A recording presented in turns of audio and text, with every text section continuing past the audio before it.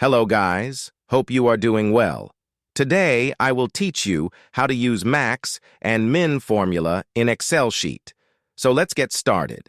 Suppose we have too much data in over Excel sheet and we want to find out bigger value, so how exactly we will do? For this we will use max formula. First of all, type equal sign, then formula name, then press tab key. Now select the range of data like this. Close the bracket and press Enter key. As you can see, the 1600 is the bigger value in this range of data. Now we want to find out lower value in this range of data.